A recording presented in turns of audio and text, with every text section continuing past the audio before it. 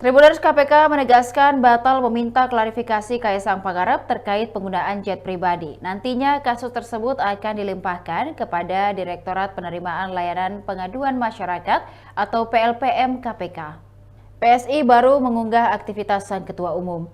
Menilik akun Instagram PSI, partai tersebut mengunggah momen Kaisang di kantor DPP pada Kamis 5 September 2024. Dinarasikan Kaisang bertemu sejumlah pihak di kantor DPP PSI. Salah satunya calon wali kota Tangerang, Bro Valdo Maldini. PSI mengklaim persiapan tersebut dilakukan untuk menjemput kemenangan Pilkada 2024.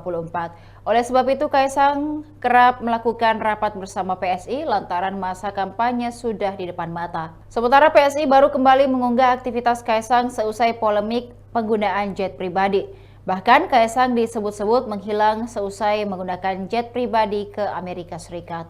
Namun rupanya Kaisang sudah berada di Jakarta sejak 28 Agustus dan melakukan sejumlah kegiatan politik bersama PSI.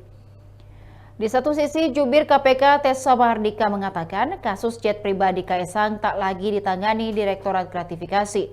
Kasus tersebut diambil alih oleh PLPM, sehingga KPK bukan lagi mengklarifikasi Kaisang, melainkan menelaah laporan terkait adanya dugaan gratifikasi di balik jet pribadi yang digunakan putra bungsu Presiden Jokowi. Demikian Tribun Timur Hot News kali ini, saksikan berita lainnya hanya di kanal YouTube dan Facebook Tribun Timur.